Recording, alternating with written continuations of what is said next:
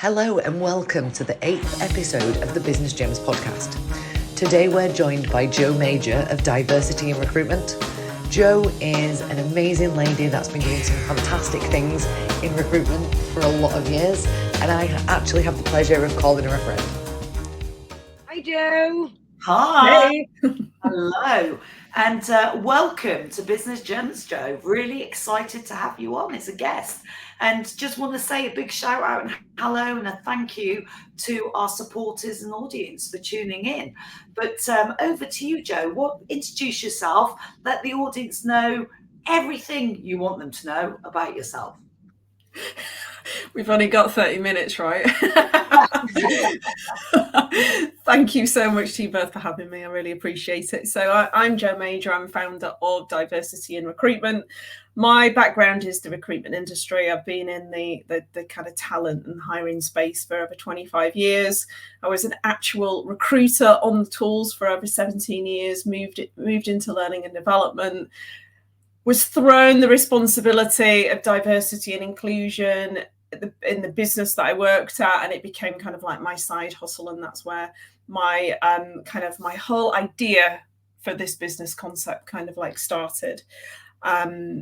What I do now is I spend most of my time working within the recruitment industry, but I also do a decent proportion of time working with our clients, direct employers, and working with recruitment teams and hiring manager populations to help them get to grips with ED&I in a way that makes sense to them. So I talk recruiter and TA language, and all the conversations that I have, all the training that I deliver is to equip recruiters and hiring managers with the tools and the confidence and the know-how to feel comfortable talking about ED&I in the first instance, get them to really look at their recruitment and hiring processes and make that fully inclusive, accessible and equitable, recognize the barriers that underrepresented and marginalized candidates face, so they get to grips with that lived experience piece, which is absolutely essential to drive any form of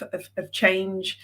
And just really encourage those, safe conversations around what we should be saying, what we shouldn't be saying, and empowering them and giving them the kind of the will to actually take their responsibility as recruiters really, really seriously and do what they can to solve the enormous problem that we have in the UK when it comes to inequality, and try to make sure that our candidates' identity, background and circumstance stops being the reason why people can't access recruitment processes and get into shortlists and eventually access meaningful, successful careers. So that's me in a nutshell, a bit of a blend between activist and educator. Sometimes the lines get a little bit blurred, but I don't want to be that person that shouts at everybody and gobs off at every opportunity. I want people to like me and enjoy what I've got to say, so they want to work with me to do the work rather than be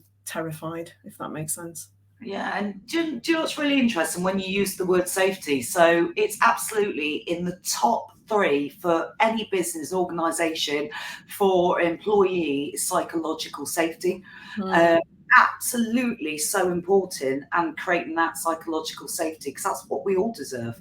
So do you know, I'm really, really intrigued, because the bit is, it's such a huge topic that needs to continue to be talked about, but it's where we still don't, lots of us still don't understand it, or we're scared of it. So, what would you say, or advice would you give to help people to understand that more, apart from obviously you, Jo?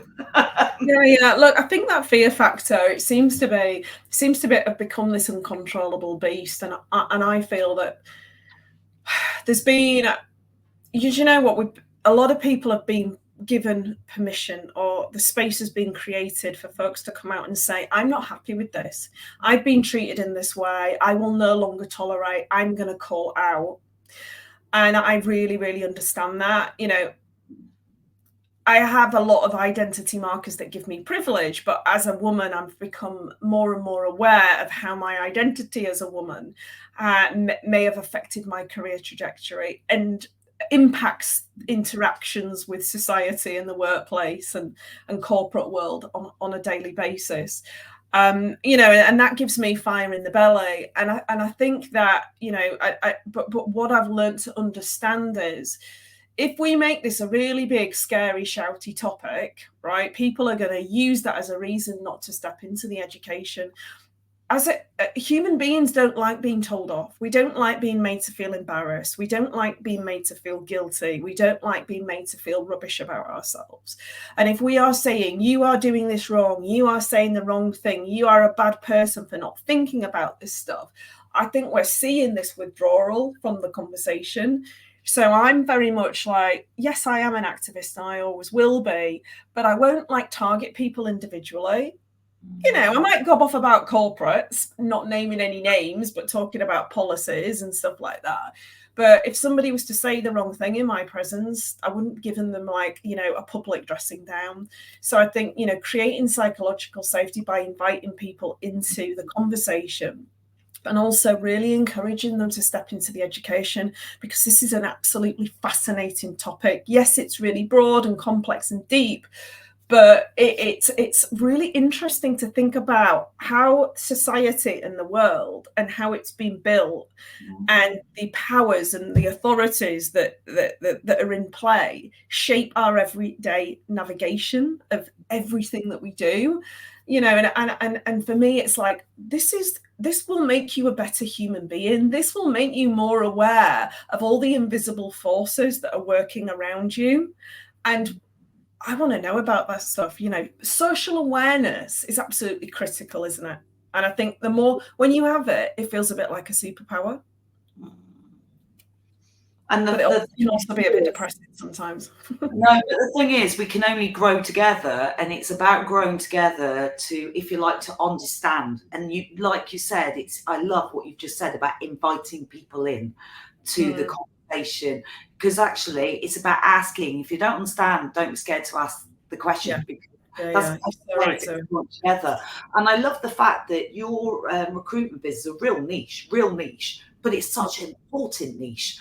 So, you know, I have to say that, you know, what would you say is the biggest challenge at the moment that, you know, for businesses within your niche?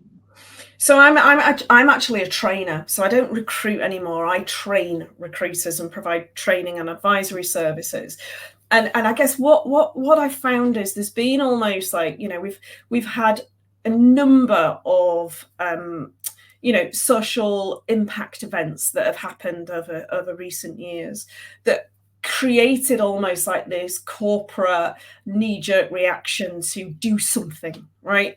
And that do something was usually kind of like just a very, very quick sticking plaster. Let's get somebody in, let's run this initiative, let's, you know, talk about this fancy campaign, let's launch this shiny thing over here, without any kind of like real deep thought into what needs to go into it to actually see the results. And like all businesses, there is a real focus, sometimes an obsession, and rightly so, on a return on investment. And I think what some organizations fail to see is that ED&I is actually, it's not something that you can just pick up and spend 2 hours with me in a training room and then miraculously everybody's mindset and behaviors change. It's got to come from the top. ED&I is about a culture change. It's about behavioral change. It's about ethics. My work is actually to go in and educate, but then also to work with a project manager to deliver the changes that are needed throughout the entire recruitment lifecycle. And that just, you know, just doesn't start with a job description, right? It starts with the mindset and the behavior and ethics of the individuals within that business, like, you know, like the hiring managers. So the biggest challenge is that everybody wants everything yesterday. Right, they want you to go in and wave a magic wand, and then everything, you're in this utopia of you know, of equality, and it doesn't happen like that, because you've got hearts and minds to win over, but you've also got to dismantle a process and a system that's been set up for decades, and go, you know, all that stuff that you're doing that's really working and serving majority people really well. Well, we're going to have to change that. And people don't like change. Change causes friction.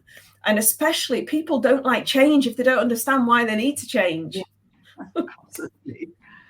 The why, never underestimate the why, because that's where everyone should start, is why. Yeah, absolutely. You're so right. So just really quickly, somebody asked me what's the most important bit of advice you give to a business, and I was like, this is going to sound like you're gonna be looking for something really profound here from this answer, but I said exactly what you just said, Zoe. The why. Sit down around the table. Yeah. If you've got your why and you've all contributed to your why and it's up on your wall, that's what you hold yourself accountable for. You'll get it then. Yeah, exactly. Everyone needs purpose. Everyone needs a reason why they get out of bed every day, because everyone has. But some people don't know what that is until they actually ask. You ask the why, and I think absolutely that's what we're all driven to. And that's absolutely fantastic. But Gem, I'm really intrigued, because I know that you are fascinated by this topic. So I'm really intrigued with what your thoughts are. Yeah, to be fair, I was just thinking about what Joe's just said in terms of like people wanting that quick win and that change overnight, which it doesn't happen, because you've got to think like you're also trying to change people's, not just the processes and things that we've got in place, but people's actual habits and natural unconscious bias that they actually have. And that's not something that you can unpick overnight. It does take time, and actually having someone there to help you not only understand but support you is so crucial. Yeah, I mean, like, unconscious bias is something that's a lot of our views and opinions on human beings have developed hardwired into our brains by the age of 4 or 5 years old. And yet businesses are like, can you come in and do some unconscious bias training? And then you're like, I'm good, but I'm not that good. It's like all of this stuff that our belief system that's been developed in those very, very early brain development years. And, half a day with an unconscious bias trainer isn't all of a sudden going to release that belief system and that hardwiring, and then we're all going to be operating in a place where we're very, very conscious of our thinking and our brain's response to human beings. So I go in and I talk about the concept of bias and where it comes from and why it develops and the ways in which it manifests itself. But then I'll be like, and here are the tools for you to use moving forward to become more aware of it. Because I don't believe we can get rid of it. What I believe we can move into this state of conscious thinking. And when we slow things down and we get our gut reaction, right, we're like, oh, that's not some kind of like miracle magicness coming from here. This is just like hardwiring that's made me associate these feelings and this emotional response with that human being. Where's the evidence? Where's that come from? Why am I feeling like this? What can I do about it? That takes practice. I practice that every single day. So I'm curious, what tools is it you use? Because you talked about tools there. So during lockdown, I watched this a webinar panel, and this it was one of the speakers. I think she was called Debbie. I can't remember her surname. I've got it on my slide deck somewhere. She when we're talking about unconscious bias, she spoke about this methodology called practicing the pause, and it's such a simple concept. So there's a few seconds between what we see and then our emotional and mental and physical response to it when we're talking about human interactions. And she's got this methodology called practicing the pause, and this is where you switch from automatic thinking mode to reflective thinking mode, but that takes a few seconds. You need to pause to do it. Automatic thinking is where we do things without even realizing it. That thing where you jump in the car and you drive, to Leeds from Essex, and you get outside your mum's house and you're like, oh, how did I get here? Right? Because my brain's been on autopilot. But it's about really changing your automatic thinking and going into this state of being really reflective, and your brain's like really conscious of your emotional response to exactly what you're seeing, and really asking yourself, when you meet a person, like if I'm an interviewer and I meet a candidate, they walk through the door and instantly I'm like, oh, they're not what I was expecting. Oh, gosh. Oh, I've got a feeling. I just knew right from the get-go they weren't right for me, right? We all have these feelings, and it's hardwired. It's not our fault. It's like, why do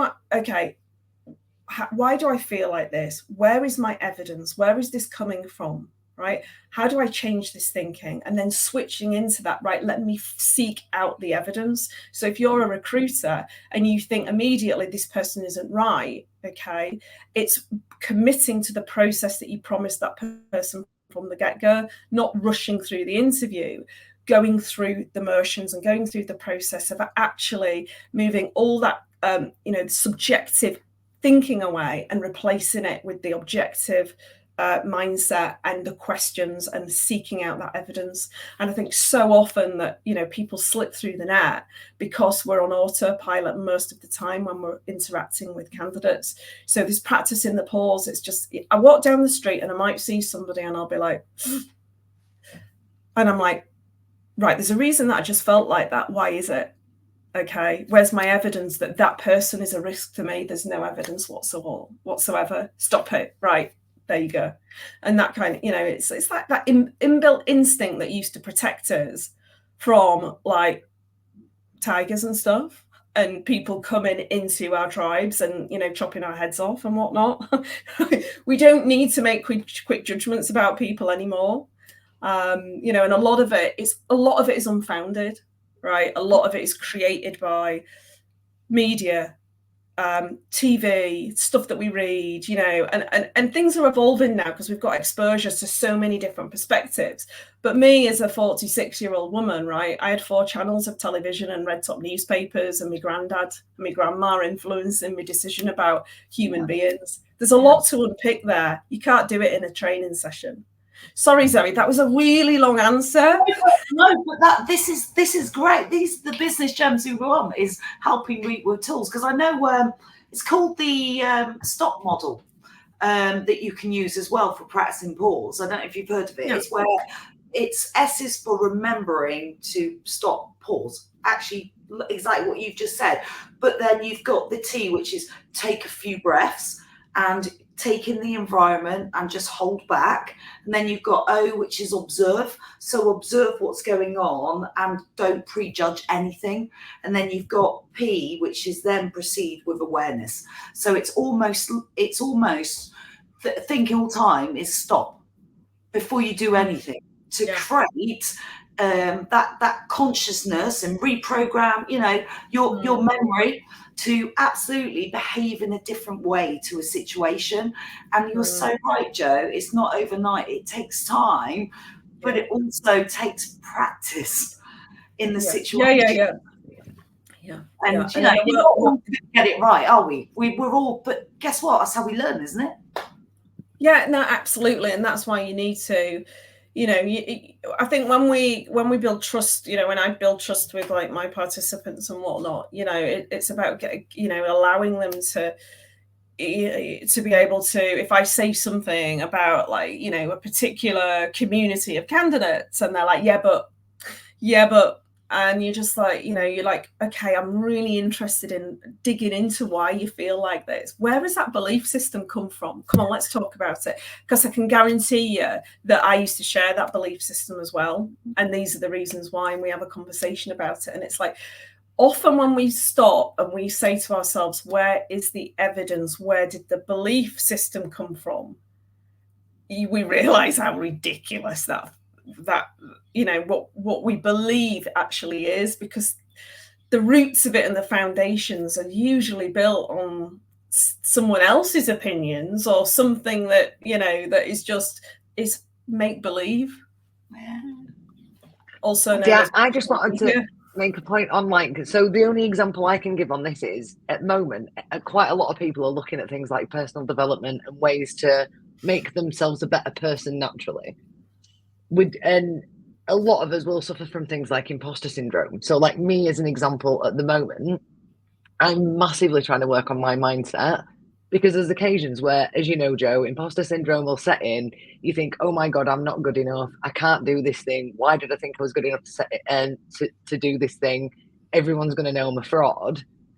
I've now actually started doing exactly what you're saying in terms of that pause and then going, well, where's your proof, Joe? Because you've actually done this 3 or 4 times previously before, and it's already actually been okay. But that's not fixed me, and I no longer have imposter syndrome.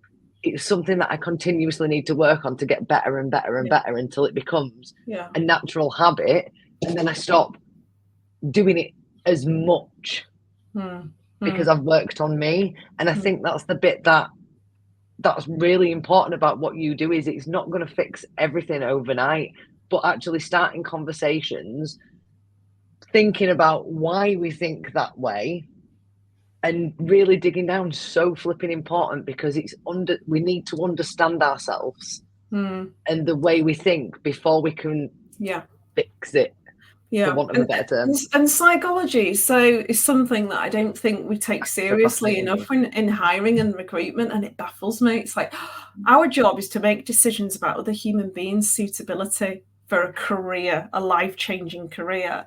And we don't do enough about understanding how our own brains make decisions about other humans. Isn't that mind-blowing to think that? We need a whole day with you on this podcast, Joe, and we wouldn't even touch the surface. No, we wouldn't. No. But going back to what you just said, Jem, I refer to them as old tapes. So it's almost like, those old tapes that just keep playing. It's about, how do you change the record and think about, what tapes you're going to play now? Because that's what happens. We play these old tapes about ourselves, a moment in time that's, that tape was recorded, and we play it back and back, and it's there. It's about, how do we record new tapes with thinking about how we approach things and move forward. Like that. And that's how I always describe it. It's a really good way of putting it, though. It does make complete sense. I'm a fan. I'm labelled. I love that, old tapes. And also, like, I always pull everything back into recruitment and hiring, right? We also, if we understand that our candidates will come with their own, Walkman full of old tapes. Most people won't even know what a Walkman is, will they? But they've all got their own. If it's fine. And if we can help if we can help candidates, right, rewrite those old tapes, right, copy over them, we get to, this is where the magic of helping our candidates rewrite their own tape or their own imposter syndrome. That when we go on that journey of lifting people up and getting them to really understand how incredible they are, they get a bit braver, a bit bolder. The performance at interview shines through. They go for roles that we know that they can do, but they usually reject because of, their imposter syndrome. So our ability to be able to record over the old tapes can give us as an abundance and increased access to amazing people. Oh, and Joe, do you know, the recruitment process is so important. No, hey, we've all been involved in the recruitment process on the other end as a candidate, and it can either seriously lower your self-esteem and self-belief, or it can rise you up. And that's the important thing. For any of us to record over those old tapes, we need positive experiences. And even if you don't get a job, it's about how you were treated, because we all know people don't remember what we say, but they remember how we made them feel.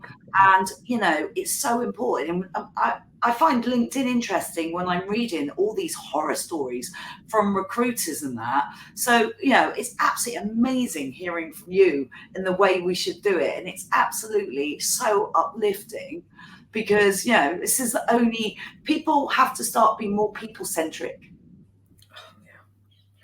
I just did a post today about, and I think one of my hashtags was, putting the human back into hiring, human into hiring. I was talking about, the fact that my point on that particular post was that how recruiters are not given access to hiring managers, and yet we're expected to take responsibility for hiring other human beings into their team and hoping that they're going to work out. And how on earth can we do that through an ATS? Or that human connection that seems to have slowly diluted, and where recruitment and the joy of connecting people to jobs and jobs to and companies to candidates has been taken away through this absolute obsession in speed. speed, quick, yesterday, instant gratification. And I'm just like, because of what's happening with this incredible acceleration of the use of intelligent automation that, like, quite frankly, can do sometimes a better job than the actual human, that the only thing that we have left is that human touch in hiring. So I think this is an opportunity for the recruitment industry to go out there and tell candidates that we're human again, and we're back in the room, and we want to invest that time and have that human interaction. And I do you know, the biggest investment for a business organization is what? People. Yeah. It's like, I love that. Sorry, Jen. Sorry, I just want to mention that there's actually a post on LinkedIn yesterday, because I completely agree with you.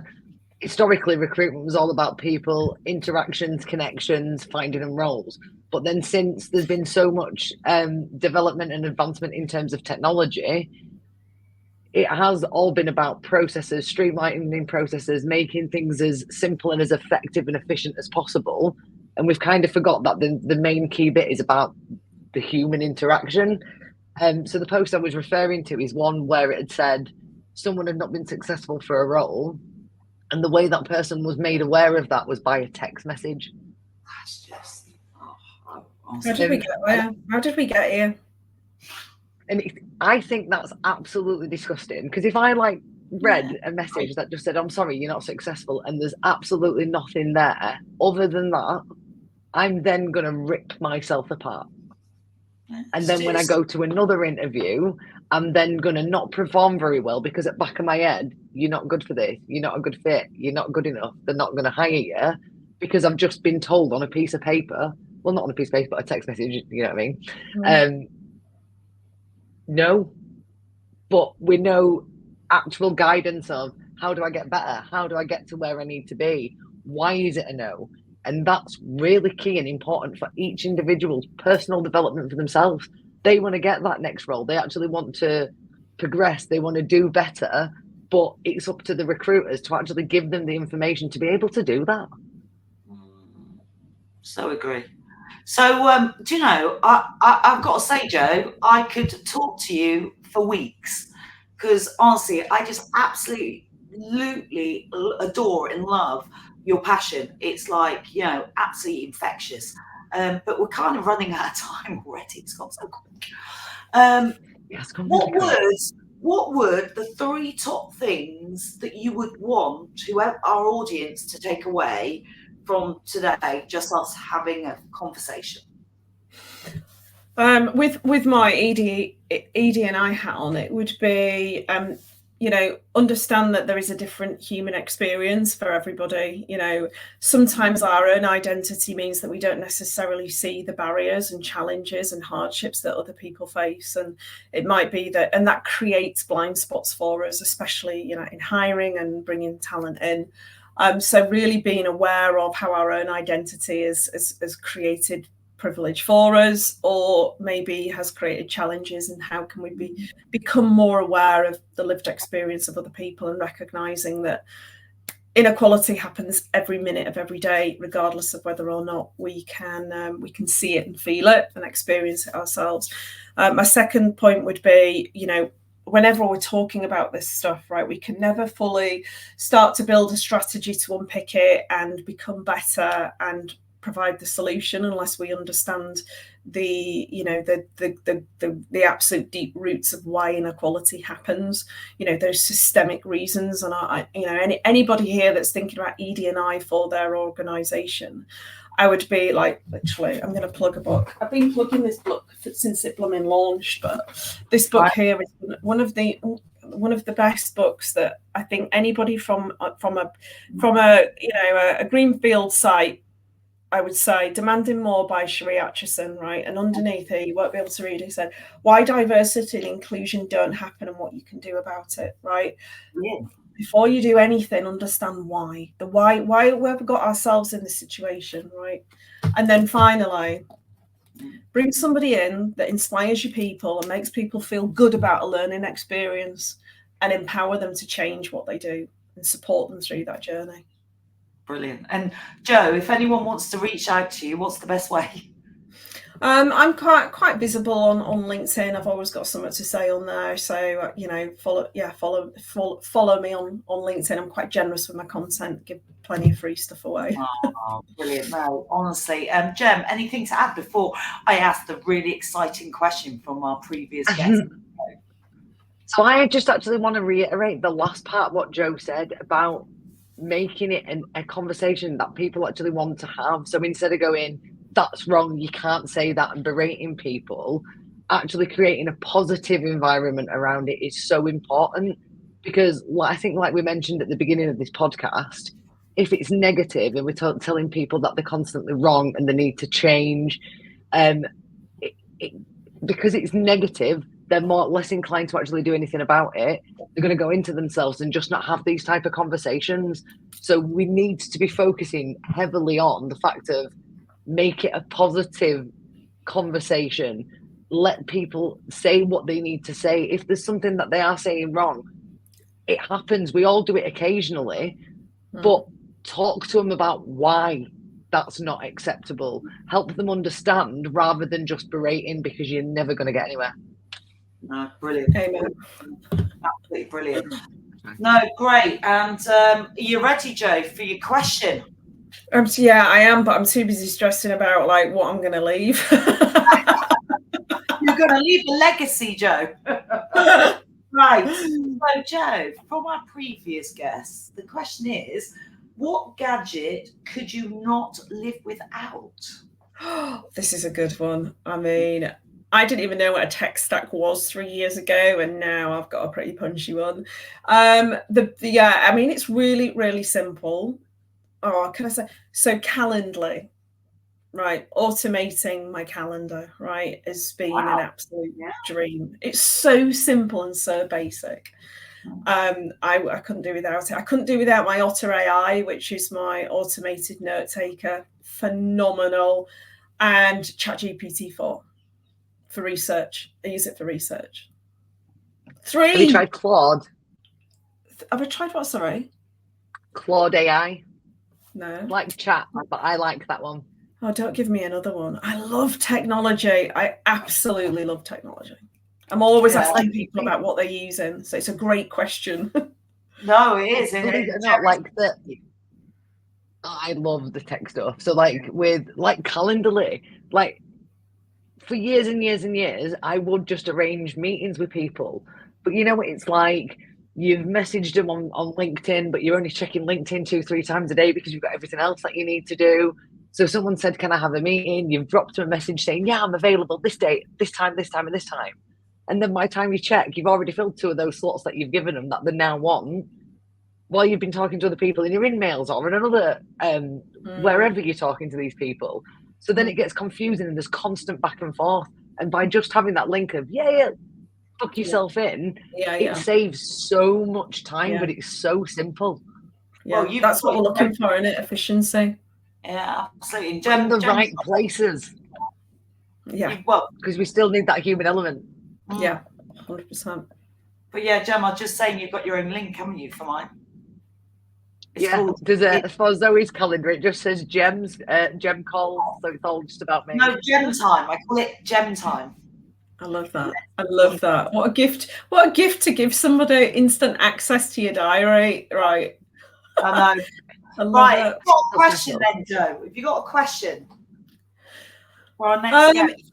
Yeah, I have. I'm trying to I was trying to go all like Stephen Bartlett, but I was just like, oh, don't deep it, right? Don't deep it. Do you know what? I think one of the most powerful questions that I was asked just before I went public with my business was, what is the exact problem that you are trying to solve, Jo?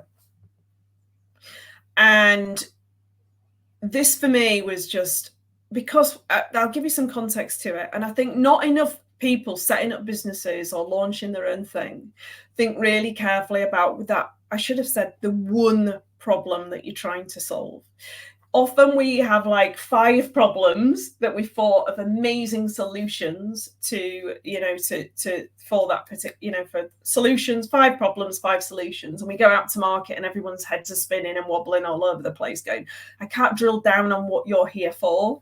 And I think, what is that one problem that you are trying to solve?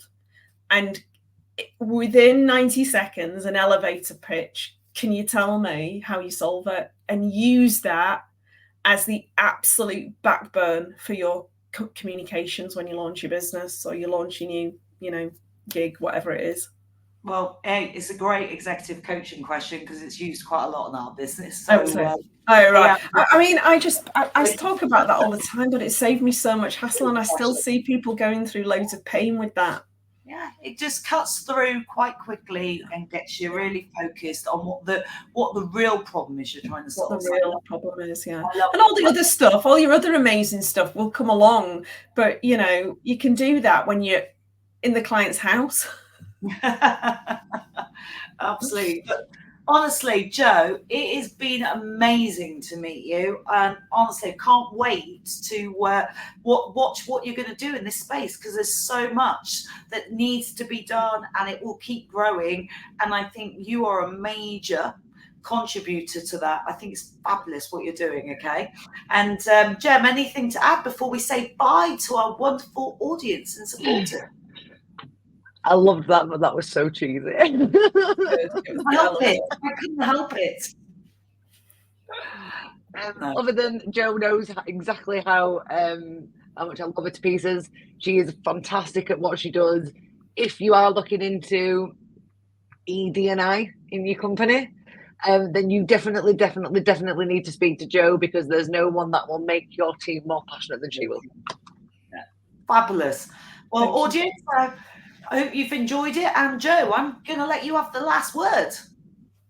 I just want to say thank you so much for giving me a platform to speak. And also just to mention to Gem was an integral part of my very, very early stages of setting up the business. And I honestly believe that if she'd not supported me, I would be nowhere near where I'm at now. And I will never forget what she did for me. Oh, do you know? I'm literally tearing up, but you just needed to believe in yourself. But I think that's like what you were mentioning with the question for the guys for the next episode. It's about finding what problem you're fixing, and the problem that I fix is people's confidence levels. I help them believe in themselves. And it's your gift. You're brilliant at it. You make people feel amazing having been around you, and that is a gift. Awesome. Really great. That's great. So true. So I love you. Love you. Well, thank you, and thank you, audience, as ever, for supporting Business Gems. We'll see you soon. Take care. Bye. Bye.